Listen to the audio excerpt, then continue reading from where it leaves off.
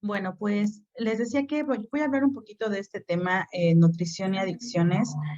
Antes de entrar en materia, sí me gustaría hablarles un poquito de lo que conocemos como una dieta equilibrada, ¿no? Yo les voy a dar como algunos puntos. Me gustaría también que ustedes me dijeran qué saben de una dieta equilibrada o qué es una dieta equilibrada. Yo les puse esta imagen. Nosotros tenemos en México algo que se conoce como guía alimentaria.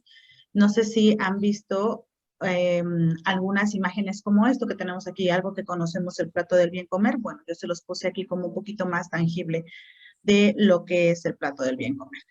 Y bueno, para no ahondar mucho en el tema, solamente les quiero decir que justamente una dieta equilibrada nos debe de marcar estos grupos de alimentos que les estoy colocando en la imagen, que estamos hablando de cereales, estamos hablando frutas y verduras, productos de origen animal como son carnes y algunos, en un cuadro muy pequeño van todas las grasas y todo lo que son alimentos más azucarados. ¿Ya han tenido acercamiento con alguna información de dieta equilibrada o ya saben a qué se refiere la dieta equilibrada? ¿Alguien me podría compartir? Alguien que quiera ¿Alguien que quiera decirme algo? ¿No? de su dieta equilibrada, Sí, fuera de yo, pan y galletas. Adelante, Marisela. bueno, en un tiempo yo tuve problemas con el estómago y precisamente me tocó ver a una nutrióloga y como en mi caso era subirme de peso, entonces como era subirme de peso tenía que comer más proteína, pero por lo que yo he leído, digamos, un plato debe de llevar carbohidrato, proteína y verdura, sí, para que sea un equilibrio, ¿sí? Y si es posible, pues consumir un poquito más de verdura y de frutas que carbohidrato. Ok, muy bien, muchas gracias. Así es. Bueno, justamente eso quería como investigar, ¿no? ¿Qué tenían de información de esto de la dieta equilibrada? Muchas gracias por su participación. Gracias. Y bueno, les decía, la dieta equilibrada justamente tiene como objetivo que nosotros o que las personas nos sientamos mejor a partir del consumo. Ya nos decían hace un momento, oye, pues tiene que llevar frutas, verduras, cereales, ¿sí? Y es que es muy padre ver la imagen así, ¿no? Pero resulta que en realidad a veces dista un poquito de lo que llegamos a consumir. Nosotros, voy a ser muy rápido, nosotros habitualmente tenemos este tipo de platos de la casa, ¿ok? Entonces, esa imagen que tenemos, a veces es difícil que se nos quede en la mente, ¿ok? Entonces, la intención de esta, nada más como breve introducción, es que nuestro plato siempre lo dividamos así. Esto ya sabemos que van a ser frutas y verduras y aquí vamos a dejar otros dos espacios. Esta es como una recomendación, aunque no se parezca tanto al que está ahí, solo después ya vamos a hacer como las secciones, pero solo quiero decirles que lo que vemos nosotros en la imagen bien lo podemos dejar en un plato que consumimos en un alimento. Y bueno, la dieta equilibrada tiene que cubrir nuestras necesidades calóricas, es decir, que debe de darme lo que yo necesito. Y lo que yo necesito puede ser diferente a lo que necesita mi mamá, a lo que necesita mi papá, mi hermano, mi tía, mi abuelita, ¿ok? Entonces, ¿qué quiere decir con esto? Que cada individuo tiene una dieta, debería de tener una dieta equilibrada. ¿Sí? Las porciones son distintas, los alimentos incluso podrían ir variando y así sucesivamente, ¿no? Entonces, en la dieta equilibrada, les decía, buscamos que nos nutra, buscamos que nos dé los elementos que necesitamos para nuestro crecimiento, nuestro desarrollo, pero también algo muy importante, y hasta aquí le voy a parar porque si no podría seguir hablando de dieta equilibrada, pero algo muy importante es que una dieta también genera un equilibrio cuando se ajusta a mis gustos, a eso que me genera cierto placer al consumir. Pero aquí es una línea súper delgadita entre identificar ese tipo de placer al consumir, porque ese placer al consumir puede estar premeditado por consumo de alguna sustancia, ¿no? Puede estar por tabaco, por alcohol, por algún tipo de otro estimulante, alguna otra droga. Incluso puede estar estimulado por alguna situación emocional, ¿no? Se antoja algo más fuerte, algo más salado, algo más crujiente. Entonces, pese a lo que les acabo de decir, que una dieta equilibrada tiene que tener este ajuste, o sea, tiene que tener una buena distribución y nutrirnos, sí se va a ver modificada cuando yo me dirijo hacia mis gustos o mis preferencias alimentarias, ¿ok? Entonces, las preferencias alimentarias son una parte muy importante del consumo dietético, ¿vale? Bueno, voy a avanzar. Y bueno, aquí voy a hablar un poquito de la relación que existe justamente entre el trastorno, cuando existe un trastorno por consumo de sustancias y un trastorno por consumo alimentario. Vamos a tratar el día de hoy de abordar este tema, tratar de identificar justo si tienen una relación directa, si sabemos qué es cada uno de ellos, qué pasa cuando está uno, qué pasa cuando está el otro, ¿no? Entonces, la intención de la presentación de hoy es más bien como darles un poquito de aproximación a la alimentación o a lo que sucede cuando ya existe tanto un trastorno de consumo por consumo de sustancias o un trastorno de conducta o consumo alimentario, ¿ok? Y bueno, para esto vamos como un poquito a aclarar unos puntos. Existen diferentes trastornos de conducta alimentaria. ¿Alguien sabe qué es un trastorno de conducta alimentaria? ¿A qué se refiere? ¿O qué es lo que pasa? Soy súper preguntona. Creo que no te había dicho, ¿verdad? No. Bueno, yo Adelante.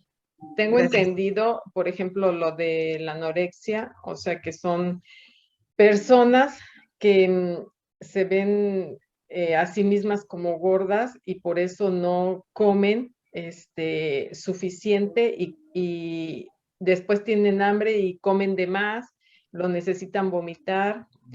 Y, por ejemplo, en la experiencia que yo he tenido con mi hija o que tuve con mi hija, es que debido al alcohol, no sé cómo se llama ese trastorno, pero debido al alcohol y al cigarro, yo veía que ella no comía lo suficiente, ¿sí? Y que solamente como que picaba aquí y allá y le daba mucho por comer más dulce. Ok. Sí. Y eso es lo que conozco. Ok, muchas Eso es gracias. todo. Muy bien. Justamente, el trastorno de la conducta alimentaria es toda aquella alteración que tenga una persona y que esté relacionada con su selección y con su consumo. Ay, denme un momento, es que justo estamos en el consultorio, entonces hay un poquito de ruido. Si es muy fuerte, me dicen por favor para moverme de espacio, ¿ok? Entonces les decía que justamente el trastorno de conducta alimentaria tiene que ver con todas aquellas alteraciones que se relacionan con la selección. La selección es aquella acción que yo hago de elegir el alimento y el consumo es aquella acción que yo hago de consumir el alimento. Puede ser que el trastorno de conducta alimentaria no esté totalmente definido, ¿sí? O sea, como les estoy diciendo, un trastorno de conducta alimentaria tiene que ver con selección, o sea, lo que más me gusta, lo que más me atrae, como nos decían hace un momento. Ay, pues es que ahorita se me antoja más lo dulce, lo salado, lo crujiente, lo que es más picante. Y de ahí, otra parte sería el consumo, ¿no?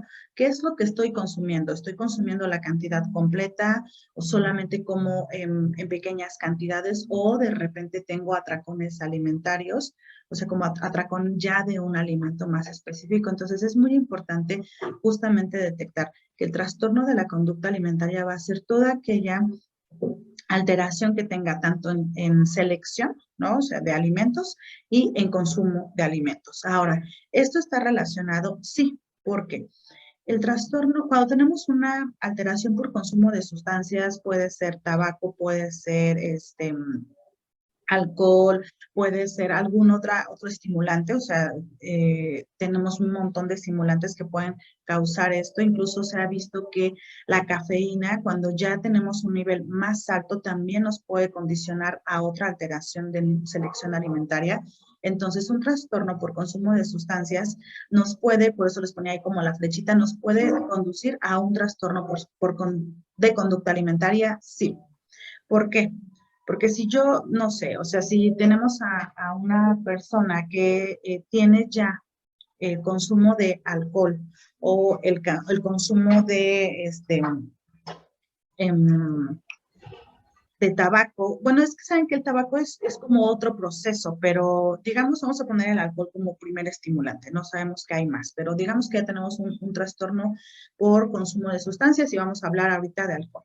En primera instancia, lo que va a conducir es al aumento del apetito. Eso es lo primero que va a suceder. Pero posteriormente, cuando ya va avanzando la adicción, cuando ya va avanzando y cuando ya es más el consumo, va a generar una inapetencia o una disminución en el apetito. Y ahí, en ese momento, va a hacer que nuestro paciente sea más selectivo, o sea, es una hiperselectividad la que tiene, ya va a tener tendencia solo por alimentos más dulces o solo por alimentos con mayor densidad energética. ¿Quiénes son esos alimentos de mayor densidad energética? Los alimentos que son más dulces, los alimentos que son más grasositos, o sea, que tienen una consistencia más específica, y los alimentos que tienen como un poquito más de sal, ¿no? Esos alimentos que son más salados o que tienen, por ejemplo, las botanas que tienen glutamato monosódico, son las que son con más tendencia a llamar la atención. Por lo mismo que tenemos ya como el trastorno por consumo de sustancias. O sea, un trastorno de consumo de sustancias nos puede llevar a un trastorno de conducta alimentaria. Y también, eso es como lo que les decía, como la parte del alcohol. Pero puede ser que exista otro, por ejemplo, cuando se consume marihuana, que estas sustancias van estimulando de tal manera que también van a generar al principio una necesidad o un antojo, un mayor consumo de alimentos con tendencia a ser más azucarados. Y hay una relación o puede existir una relación entre este consumo con que en un futuro tenga un trastorno por atracón. Y esto es como un ciclo. ¿Por qué? Porque a mayor consumo de esto hay mayor consumo de alimentos y ahorita les voy a pasar, hay como un proceso cíclico que sigue de que se sienten bien con el alimento y vuelvan a tener esta estimulación y luego baja y luego vuelve a subir. Entonces, ya ahora no solamente vamos a tener un trastorno por consumo de sustancias, sino también un trastorno por conducta alimentaria, o sea, sí van relacionados. Uno los puede llevar a otro. Es más fácil que un trastorno por consumo de sustancias como alcohol, marihuana y demás, nos lleve a un trastorno de conducta alimentaria, sí, y las más comunes son, como ya habían comentado hace un momento, anorexia y bulimia. Esas son las más comunes, las que tenemos como más presentes, ¿ok? Y bueno, esto era lo que les decía, que ya que se tiene como tal un trastorno de conducta alimentaria, ¿no? O sea, si ya tenemos nosotros una alteración en este consumo, esta puede relacionarse incluso con una situación emocional. Es decir, si ya tenemos nosotros el consumo de sustancias, ¿no? Y a eso le agregamos alguna situación emocional que desencadena, no sé, que se desencadena en X momento. En ese momento puede ser que la persona tenga deseo o más deseo de sentir un alivio, y ese alivio puede estar o lo puede estar pautando incluso el consumo de alimentos, lo puede causar el consumo de alimentos, y ahí es donde empieza o bien la necesidad de comer más. De hecho, este pequeño ciclo que les estoy presentando aquí es más direccionado al consumo en más cantidades, como mayor consumo de alimentos. Y bueno, este malestar emocional nos va a llevar a que tengamos una necesidad o un deseo de alivio, y en este momento vamos a tener como una preocupación o alguna obsesión por esta conducta y vamos a gestionar o vamos a tener una conducta impulsiva. En realidad todo esto lo podríamos ver como a nivel de psicología, pero yo no soy la experta. Sin embargo, donde me voy a concentrar es en el punto 4. porque en el punto 4, cuando hablamos nosotros de la conducta impulsiva, esta conducta impulsiva puede ser para la selección o el consumo de los alimentos. Entonces, sí es muy importante como estar poniendo atención en eso, porque puede ser que en este momento, cuando tenemos la conducta impulsiva, puede aparecer el deseo, un deseo más grande de consumir alimentos y les repito, o sea, el consumo más común, los antojos más comunes son por alimentos dulces, por alimentos más salados, incluso en algunas personas por alimentos más crujientes, que tengan un poco más de textura, ¿sí? Como las papas, como los totopos, o sea, yo les podría poner ejemplos más saludables como la jícama, la zanahoria, pero no, esto es lo que menos se antoja, más bien lo que buscan es algo que les genere cierta estimulación.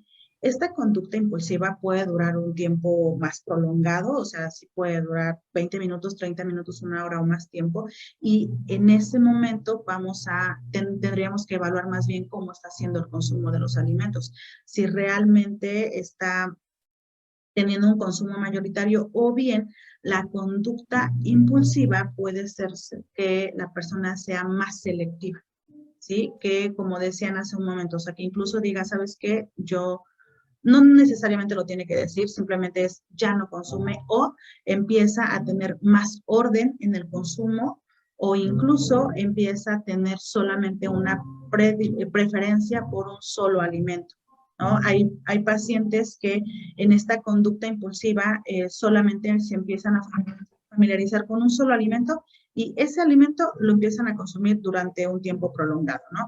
Obviamente, estos puntos o este ciclo que les acabo de decir no se lleva a cabo de un momento a otro, o sea, es como va avanzando poco a poco, pero como les decía, es importante, o para mí es importante situarme en el punto 4, donde estamos hablando de ya una conducta impulsiva, porque esta conducta impulsiva, ya sea por consumo excesivo de alimentos o no, va a generar un alivio a corto plazo.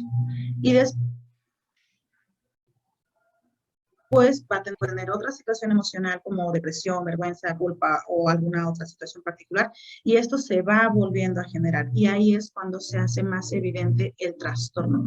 Ahí es cuando nosotros decimos, bueno, ya no quiere comer alimentos o ya pasó de hiperselectivo, o sea que solamente elegía algún alimento, ya pasó de ese orden de alimentos, ahora ya no consumir nada, ¿no? Porque esto también, en esta parte del punto 4 que les decía de la conducta impulsiva, puede ser que empiecen solamente a ordenar lo que comen, a querer solamente un alimento, o sea, no es que pase así como les acabo de decir, o sea, sí sucede, pero es como muy sutil.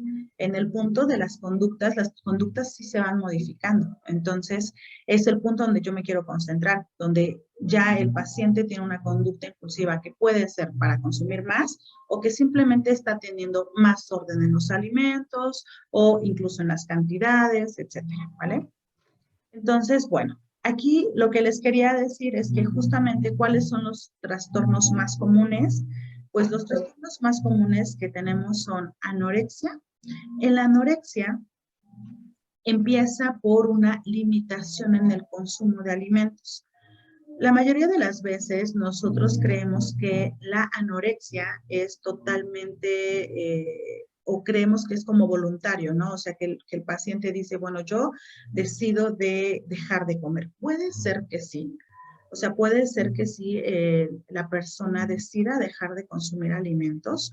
O sea, que sea como una situación personal particular, pero que tiene un antecedente, o sea, hay una razón, hay una situación de fondo, pero también puede ser que la anorexia preceda a un trastorno de consumo de sustancias, ¿sí?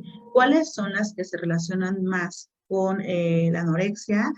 El consumo de alcohol es la que se relaciona más. El consumo de alcohol, como les decía, al inicio va a ir gestionando más el apetito, pero conforme va avanzando el consumo, conforme va avanzando el tiempo, va a ser al contrario, va a tener más inapetencia o incluso va a pasar por hiperselectividad, o sea que solamente quiere ciertos alimentos sí, ciertos no, en ciertos horarios, y después poco a poco en estas acciones repetidas de seleccionar muy selectivamente, va a empezar a presentar inapetencia por la propia estimulación que está teniendo a nivel del sistema nervioso central, y entonces va a empezar a dejar de consumir alimentos, o oficialmente alimentos, ¿no? Entonces pueden ser, la vertiente para la presencia de anorexia pueden ser dos, les decía, o sea, que el paciente decida por alguna situación, algún antecedente, dejar o disminuir el consumo, o bien que sea como efecto de un trastorno por consumo de sustancias. Otro que tenemos es la bulimia, que en el caso de la bulimia es igual, o sea, hay una disminución en el consumo, pero algo interesante en el caso de la bulimia es que cursan por episodios de atracones, ¿ok? Estos atracones alimentarios pueden venir, los puede detonar el consumo de alguna sustancia, o bien el consumo de una sustancia lleva a que tenga una situación emocional particular y que después, posteriormente, tenga una selección o un consumo más específico. O simplemente el consumo de la sustancia, cualquiera que sea, les digo cualquiera que sea porque en realidad la mayoría de las sustancias van a generar, o sea, todas las sustancias generan alteraciones a nivel del sistema nervioso. Y dependiendo cómo esté la paciente o el paciente, pues va a ser la reacción que van a tener. O sea, puede ser que una persona consuma cocaína, ¿no? Y tenga mayor estimulación que otra. Todos van a tener estimulación, sí, pero la conducta alimentaria va a ser totalmente distinta. Por eso es que es importante que sepamos cuál es la conducta alimentaria normal. Y pongo entre comillas normal porque aún así cada uno de nosotros tenemos compensaciones psíquicas con los alimentos. Entonces, bueno, regresando al punto de la bulimia sí, una de las características más importantes es que son episodios de atracones, ¿no? O sea, sí hay atracón, y los atracones casi siempre son por aquellos alimentos que se consideran más como prohibidos, igual, con la misma tendencia, son alimentos con alta densidad calórica. ¿Cuáles son ellos? Los que les había comentado al inicio. Alimentos que tienen mayor carga de lípidos o de grasas, alimentos que tienen mayor carga de hidratos de carbono, principalmente hidratos de carbono simple, lo que conocemos como azúcares, ¿no? Esos son los que más tendencia, porque estos alimentos dan una sensación de confort, dan una sensación de bienestar, que después se va ausentando, al igual que las sustancias, pero dan esta sensación. De hecho, no sé si en algún momento han escuchado esta famosa adicción al azúcar, ¿no? Muchas personas lo llegan a externar, y incluso hay libros y demás de las adicciones, o se dice, ay, es que el azúcar genera adicción. Bueno, de alguna manera sí, porque tenemos una estimulación. Y estar expuestos a esta estimulación de manera constante o frecuente, o de manera tan habitual, nos va a generar una adicción, al igual que el otro tipo de sustancias. Entonces, sí va a existir una relación directa. Y les decía, la diferenciación es que la bulimia hay atracones, después de estos atracones hay alguna situación emocional, les decía, puede ser culpa, puede ser vergüenza, puede ser enojo, frustración, o sea, dependiendo de la situación emocional de nuestro paciente, y hay tendencia a expulsar o sea, hay bulimia. Perdón, hay vómito. Por eso es que la bulimia tiene como esta diferenciación, ¿no? O sea, puede ser que se esté estimulando el vomitar. Incluso puede ser que no necesariamente vomite al inicio, sino que tenga conductas purgativas. Las conductas purgativas pueden ser a partir del consumo de algunos medicamentos que estimulen las evacuaciones. Y otro es un trastorno por atracón, que la única diferencia comparada con la bulimia es que existe esta misma selección, ¿no?, de alimentos, principalmente los alimentos prohibidos, pero en este momento lo único que hace el paciente es que no lo va a vomitar, simplemente lo consume, se siente tan bien, tan bien, tan bien que quiere volver a experimentarlo. volver a repetir esa sensación de bienestar, como pasa igual con algunas sustancias. Ahora, ¿por qué les hablo de estos tres, no? Como puntos importantes, porque los tres están relacionados con el consumo de ciertas sustancias. Si bien sabemos que como ya en diferentes etapas de la adicción, vamos a tener un consumo específico, pero es importante que pongamos atención al inicio, porque al igual que el consumo de sustancias tiene fases, ¿no? Lo mismo pasa con los trastornos de conducta alimentaria, o sea, van teniendo una fase y van teniendo periodos muy específicos donde nosotros podemos identificar qué es lo que sucede, ¿no? Y puse aquí uno en el cuadrito verde. No es tanto como, aunque hay un trastorno que se llama ortorexia, ¿no? Pero no tiene ahorita nada que ver con esto, no tiene mucho que ver. Hay algo que sí sucede, que existe una hiperselectividad alimentaria. Esta hiperselectividad alimentaria es un punto inicial, ¿no? Es algo con lo que se empieza cuando hay un trastorno de consumo de sustancias. O sea, cuando hay un consumo excesivo de ciertas sustancias, el paciente tiene una alteración en su conducta alimentaria. Y esta alteración en la conducta alimentaria es que empieza a ser hiperselectivo. Esta hiperselectividad, les decía al inicio, puede ser que simplemente diga, ¿sabes qué? O que ustedes noten que solamente quiere comer. Yo tenía un paciente que solamente quería comer pan con mantequilla, una cucharada de azúcar y arándanos encima. Y eso era lo único que quería comer, ¿no? No quería comer otra cosa. Después vamos a otro punto. Ok, eso era como en desayuno y cena. Y solamente podía tomar X bebida. Por ejemplo, la leche, ella era exclusivamente de una marca y una cantidad y casi que en una taza específica. Entonces, esos son puntos que debemos de empezar a notar, porque entonces aquí ya no empieza a haber dieta variada, ¿no? Habíamos hablado al inicio de una dieta equilibrada. Bueno, cuando hay hiperselectividad, que es el primer punto, es donde debemos de poner más atención, porque empiezan a elegir o a tener más preferencia por alimentos más específicos. Bueno, en este caso yo les puse el ejemplo de mi paciente, ¿no? Que solamente quería pan con mantequilla, azúcar y arándanos, pero pueden ser otros.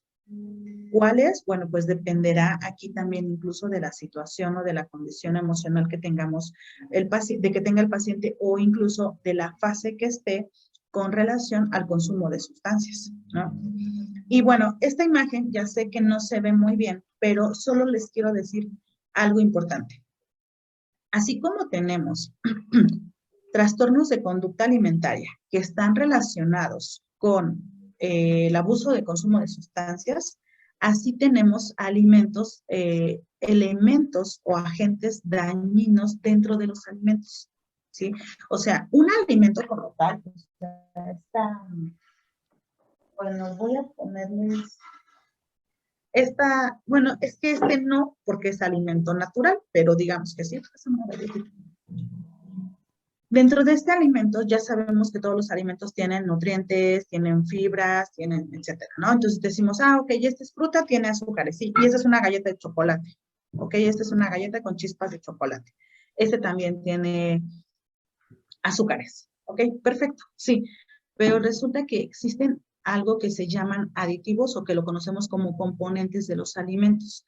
Estos componentes de los alimentos, voy a hablarles ahorita solamente de dos importantes. O sea, hay pesticidas, hay algo que se conoce como nitritos y nitratos que están dentro de algunos alimentos, y estos tienen una relación con o una interacción con las sustancias que se llegan a consumir, por ejemplo, con el alcohol o con cocaína, con marihuana y demás. O sea, tienen una interacción, ¿sí? Como se integran entre ellos y van a hacer que la persona que está bajo ese consumo pueda tener una alteración alimentaria.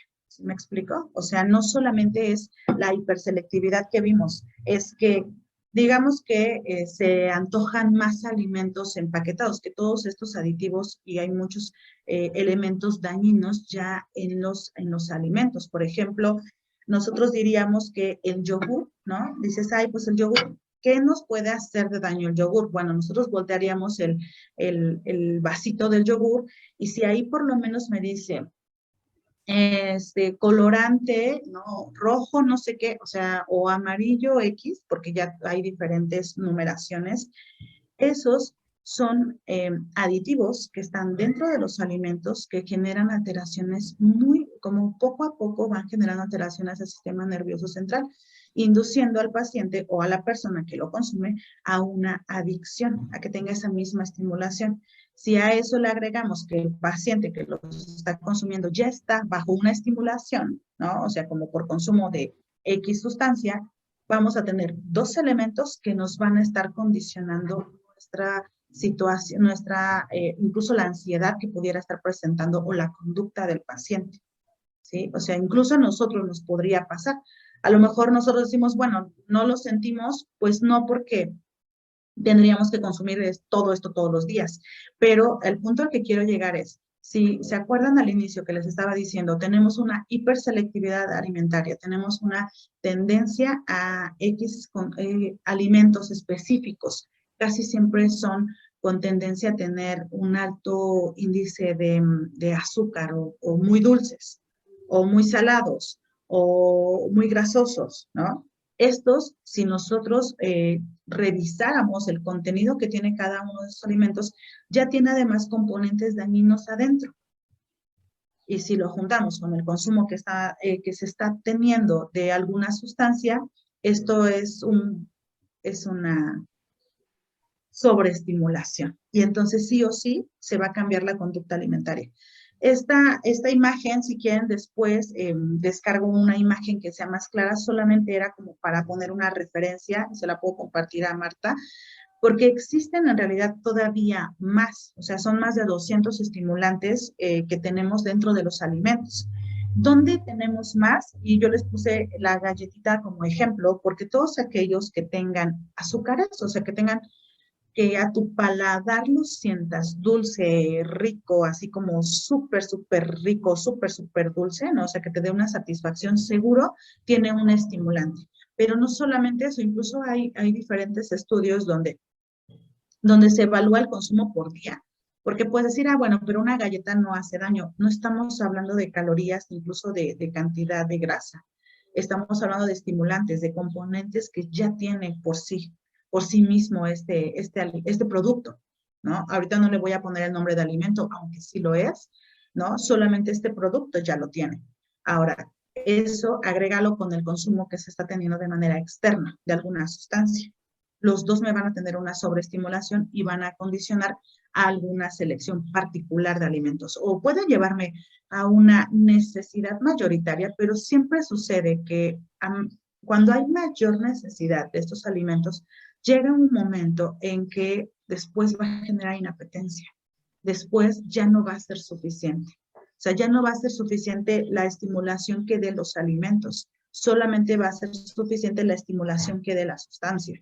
Y entonces baja el consumo. Y entonces baja la necesidad de consumir los alimentos. Ya no se les antoja consumir los alimentos o simplemente es, como un poquito porque no me da la misma sensación que me da la otra sustancia y entonces limito el consumo, ¿no? Y bueno, espero que hasta aquí, bueno, si tienen dudas ahorita me dicen, la verdad es que la intención es compartir más de lo que ustedes también necesiten saber, o sea, yo les puedo decir muchas cosas, pero me gustaría que ustedes me fueran preguntando, ¿no? Esto es nada más como una pequeña introducción.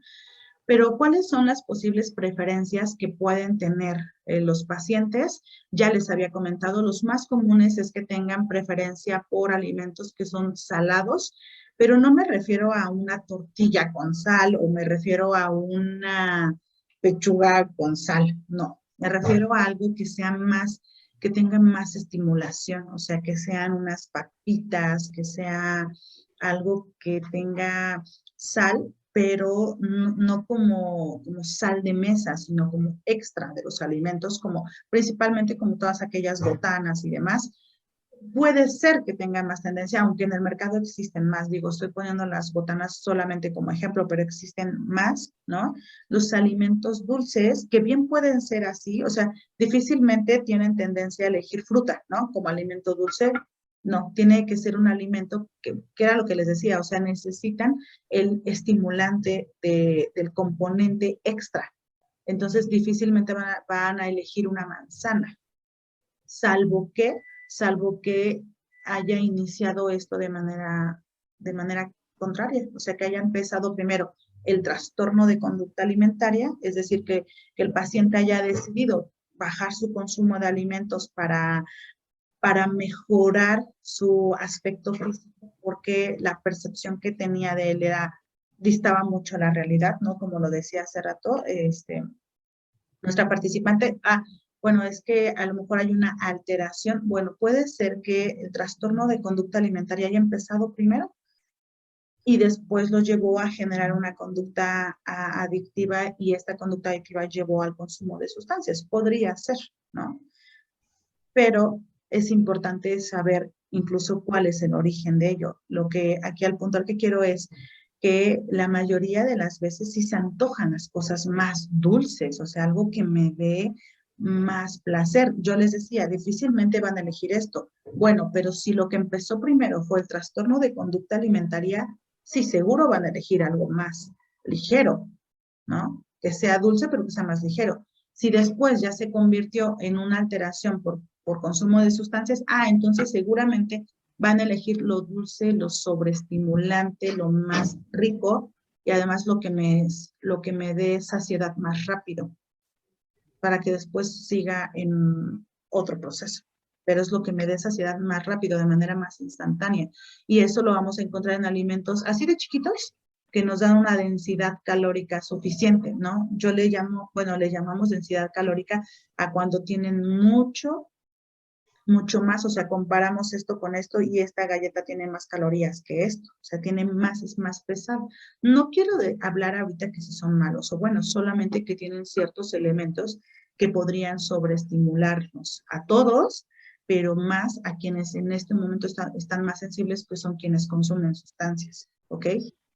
Existe también alimentos que pueden generar una compensación. De hecho, en la mayoría de los trastornos de conducta alimentaria, principalmente donde se nota más es en el trastorno por atracón, que el paciente no para de comer hasta que encuentra la compensación psíquica, ¿no? O sea, la compensación de, ya, suficiente, ¿no? Y esto puede pasar con una conducta que puede ser agresiva con golpes y demás, pero me voy a concentrar en alimentos. Los alimentos crujientes pueden generar esta compensación y pueden ser de diferentes, o sea, casi siempre yo hago referencia como a las botanas, por ejemplo, es lo que he visto que tienen mucha tendencia a elegir, estos son, no sé, taquis, hot, o no sé cómo se llaman, que tienen mucho picante, que son súper crujientes, es una tendencia que tienen, y eso puede generar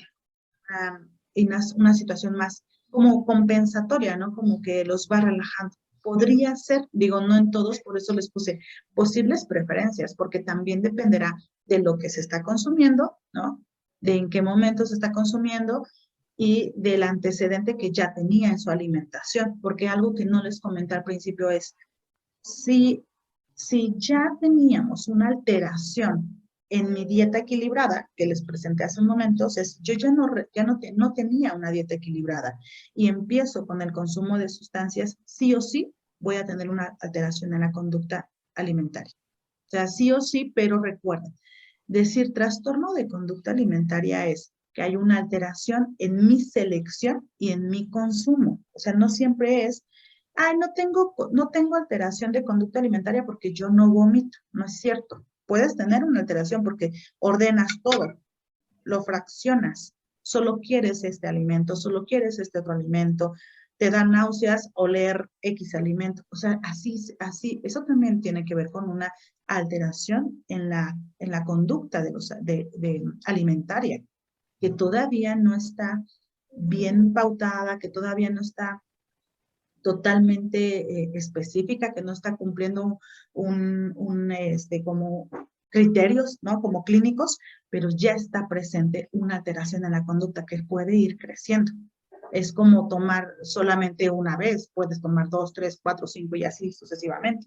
Es exactamente igual. Entonces, sí, ¿dónde es más vulnerable que cuando no se tiene? O sea, si no se tenía un equilibrio en el consumo de los alimentos, cuando hay un consumo de sustancias, sí se va a alterar la conducta alimentaria. Puede terminar en anorexia, que es como una de las más comunes, pero también puede pasar por trastorno de atracón, por comer muchísimo, muchísimo, muchísimo, porque eso suele pasar, ¿no? De repente, cuando tienen una sobreestimulación, por ejemplo, los pacientes por consumo de marihuana llegan a tener una necesidad de más alimentos con más calorías, con más densidad, que sean más dulces, que no sean crujientes, al contrario, que sean más blandos, porque no quieren tener sobreestimulación al inicio. Entonces, en ellos se les va a antojar más lo que es blandito, lo que es más dulce, para empezar a bajar un poquito. Pero después de un tiempo, eso va a ser al contrario, ya no se les va a antojar. O sea, ya van a tener una hiperselectividad, incluso van a tener una inapetencia. Entonces, no todo pasa así tan rápido. Va teniendo procesos y es importante ver esos procesos que va teniendo. Es hiperselectivo, cómo es que está modificando esta conducta alimentaria, tiene cierta preferencia por X o Y alimento, etcétera, ¿no?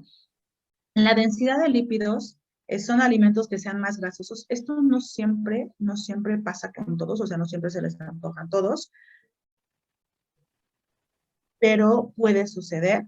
Y los posibles signos, que es lo que podríamos ver, lo que les decía es que a veces algunos pacientes pueden presentar inapetencia, como somnolencia, justamente por la misma falta de consumo de alimentos, una selectividad alimentaria, que era lo que les decía al inicio también, o sea, puede ser que solamente tengan cierta tendencia a elegir X o Y alimento.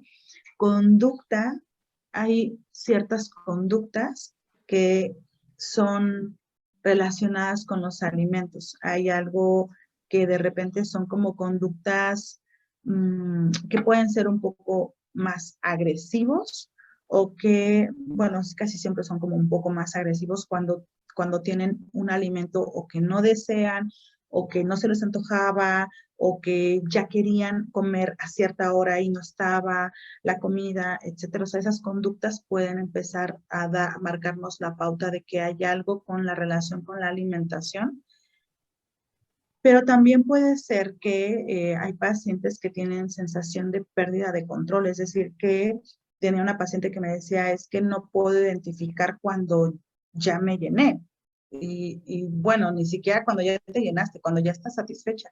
Simplemente no reconocía ninguna sensación. Es como, no puedo parar de comer o dejo de comer, ¿no? Porque no tengo hambre, pero cuando empiezo a comer siento que no puedo parar, ¿no? Es importante también como ver eso, incluso como otro punto importante de los signos que hay cuando hay una situación en la conducta alimentaria es estos ayunos que pueden hacer, ¿no? Que pasan muchas horas sin consumir alimento y les preguntamos y no tienen hambre.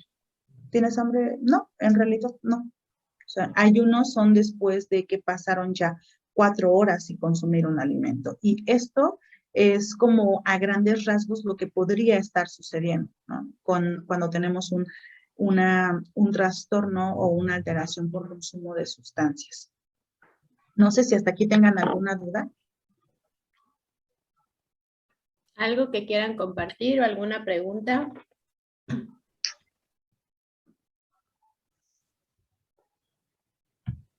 Pregúntenme, ustedes pregúntenme. Aprovechen. Yo, Bárbara, mi paciente cuando salió de la clínica le da mucho, bueno, dice que el medicamento le provoca como sequedad y como sabor amargo en la boca. Entonces, él ahora lo que hace es que consume muchos carbohidratos, entre ellos los dulces, por ejemplo, en lugar de las frutas, ¿ves? ¿Hay algo que a nivel, no sé, de semillas o algo pudiésemos darle para que compense esto? Porque el medicamento no se lo puedo quitar, ¿no? Y esa es una. Luego, Claro. dos, no sé si por la crisis de ansiedad, él come demasiado rápido. Entonces ya está Rápido. Sí, o sea, haz de cuenta, le pones el plato y creo que más tardas en poner el plato en lo que se lo acaba. Le hemos dicho que tiene que aprender a masticar más, ¿no? Para que su estómago empiece a reconocer, pero es como un poco difícil después de que él fue egresado, ¿no? Sí, de hecho, mira, bueno, con la primera del que es amargo y que siente la boca seca, es muy importante primero que tratemos o que el paciente trate de identificar qué consistencia le gusta más.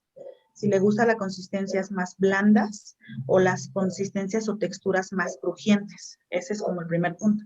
El segundo sería bueno que se dieran como alimentos que sean un poquito con más tendencia eh, fuera, la temperatura sea diferente a la que tenemos en la boca. O sea, no hablo de súper helado, pero sí que sea más frío. Eso va a bajar un poquito, o sea, aparte ahorita te digo de lo de los dulces y así, pero que sea un poquito más frío, ¿no? Para que no tenga esta sensación. Y la última es que la sugerencia es que tengan las dos concentraciones, que sea grasa, o sea, que tengan lípidos y que tengan azúcares. Te voy a poner un ejemplo que no sé si se le puede antojar, pero por ejemplo, aquí con los pacientes, hacerle o decirle al paciente que se haga como paletitas de yogur, que le ponga al yogur, o sea, que sea yogur natural si quiere y que adentro le ponga trocitos, por ejemplo, con los pacientes que se les antojan las texturas, que ahí le ponga un poquito de nueces, que le ponga miel, que le ponga unos pedacitos de fresa, o sea, algo que se le antoje, que sea un poco más dulce. Incluso puede endulzar un poco el yogur y eso, cuando tenga esta sensación que le da el medicamento,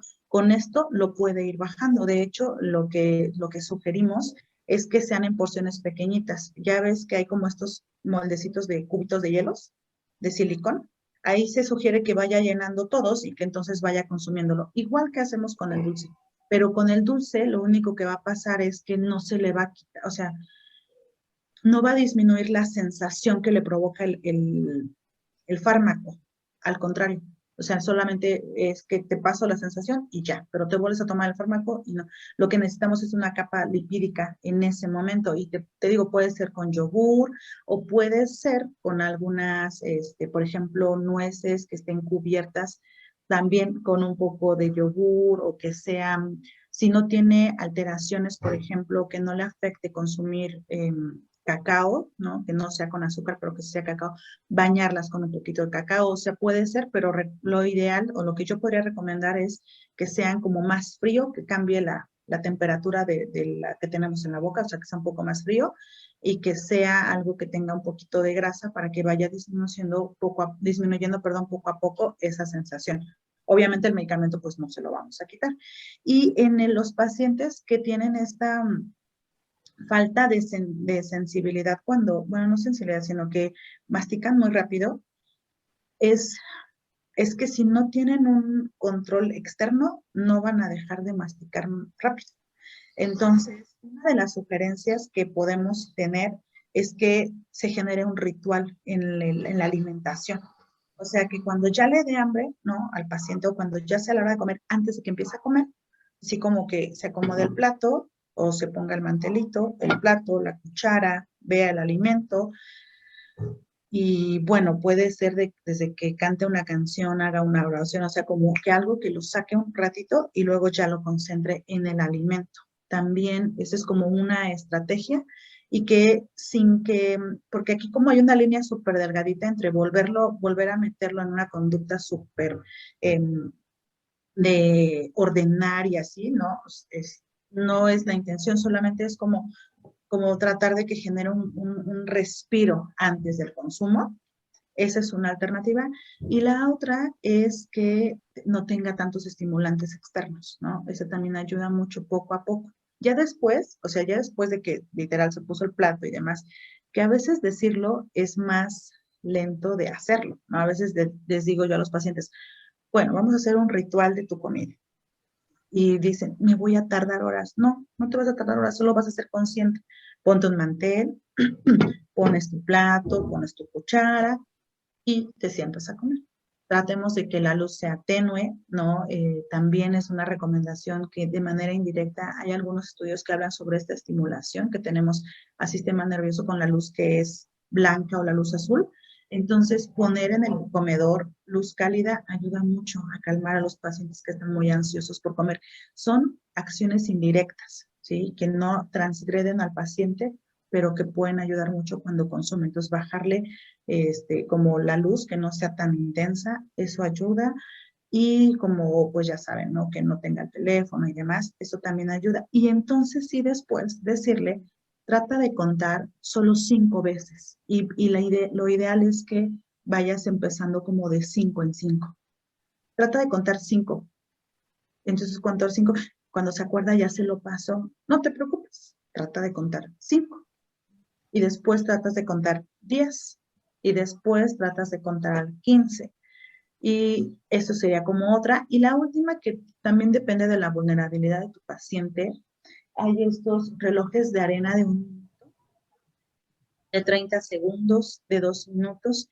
Si tu objetivo es que por lo menos tarde el bocado 30 segundos, aunque sea en la boca, poner como ahí ese relojito. Pero ese es como la última técnica que uso cuando mi paciente no está tan alterado, porque si está muy ansioso, ver el relojito ahí que se va a desesperar, ¿no? Entonces, bajarle la luz, como darle como un ritual y que vaya fraccionando poco a poco, eso puede ayudar. Y bueno, lo que te decía es como tratarle de decir al paciente que vaya de 5 en 5, contar de 5 en 5, eso lo ayuda a que vaya empezando, a que gestionemos un poquito el número de masticaciones. No sé si te sirvió la aportación. Sí, muchísimas gracias. El yogur duda, ¿puede ser natural o el que él prefiere? De hecho, mira, lo ideal, vamos a hablar de lo ideal. Lo ideal es natural, pero si ahorita solo prefiere el dulce, bueno, entonces vete por el yogur dulce y después lo pasamos al natural. Si es un paciente que se presta perfecto para comer el natural, empezamos de una vez con natural, que le ponga ahí unos pedacitos de fresa, arándanos o algo, que le ponga miel para endulzarlo y ya está, que se haga sus paletitas. Y le van a gustar, se va a sentir tranquilo y no vas a tener tanta complicación. Y después ya ni siquiera se le va a antojar el dulce. Excelente, muchas gracias. Sí, de nada. Yo tengo una pregunta. Más? Sí, adelante. ¿Qué tan benéfico es que una persona que consume alcohol sea vegana? O sea, esto ya lo traía, o sea, es una costumbre que ya teníamos pero lo hacemos como por periodos, como por 6 meses, vamos a decir. Luego lo soltamos y vamos como en grados, ¿no? O sea, de hacer vegetarianas y luego agarramos así como ya un poco las carnes blancas. Ajá. Pero cuando está en la situación de detonación de alcoholismo y tabaco, ¿qué tan bueno es agarrar esta dieta?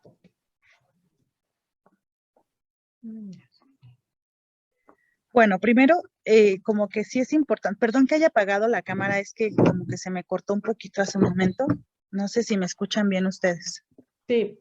Sí, sí. Ok, perdón, me moví, denme un segundito porque me tuve que mover.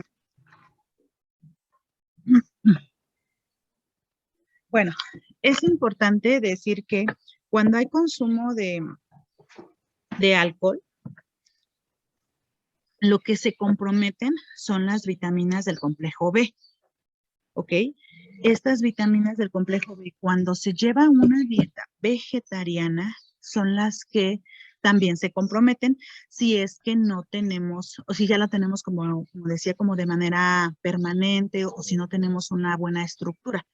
Si nosotros tenemos una buena estructura de reincorporación, es decir, que a lo mejor decimos, oye, ¿sabes qué? Es que practico veganismo solamente 15 días, luego 15 días soy vegetariana, luego otros 15 días soy ovolacto vegetariana y así me la llevo hasta que llego a hacer otra vez como alimentación flexible, ¿no?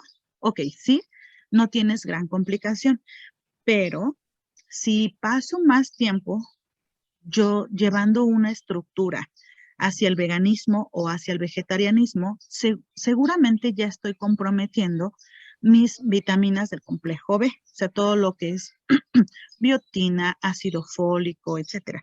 Pero uno de los nutrimentos que más se compromete o que se llega a comprometer bajo el consumo de alcohol es principalmente también el ácido fólico. El ácido fólico, el calcio, el hierro, el zinc, etcétera.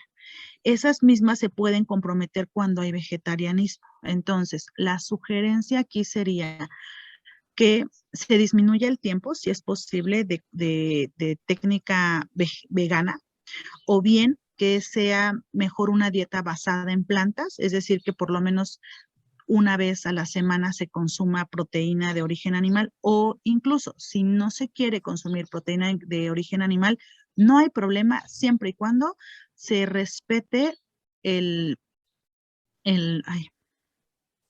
se respeten todos los nutrientes, es decir, que tenga una buena exposición a cereales integrales, que tenga una buena exposición a fuentes de aminoácidos, porque si no, sí se compromete la salud. O sea, cuando hay consumo de alcohol y de otras sustancias, los que se van a comprometer son las vitaminas del complejo B, que son algo que nosotros conocemos como vitaminas hidrosolubles, que afortunadamente las podemos obtener de la dieta.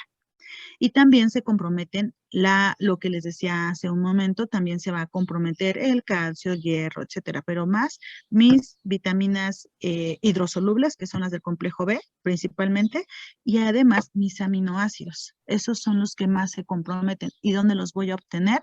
En cereales integrales, los voy a obtener en vísceras de animales, en huevo y en tejido, como por ejemplo filete de pescado, bistec de res, etcétera. Entonces, que si afecta, si no se lleva una estructura correcta, sí, ¿qué recomendaría ahí? Entonces, que se hacen, o sea, si esto ya es parte de una conducta alimentaria habitual, o sea que esto lo han practicado durante años y que ya tienen un buen seguimiento y demás, yo sugeriría que sí se tenga una complementación o suplementación, o sea, sí sería bueno porque necesitamos densidad lipídica también, densidad de lípidos, o sea, darle grasita también a nuestro paciente. Entonces, no resulta tan benéfico llevar veganismo porque va a deteriorar más rápido sus reservas y dependiendo de la edad de la persona que lo practique, el efecto se va a ver ahora, o sea, es decir, a corto plazo, 3 meses, 6 meses, un año, o a largo plazo, o sea, los efectos de estas alteraciones que se ocasionan se van a ver en 10 años, 12 años, 15 años. O sea, sí es importante que tengamos un seguimiento. No sé si le contesté o la dejé igual con la duda. Sí. Sí me queda claro. Ok. ¿Alguna otra pregunta respecto a esto? ¿Contra confianza? ¿Puedo? ¿Alguien más que quiera participar? ¿Alguien más?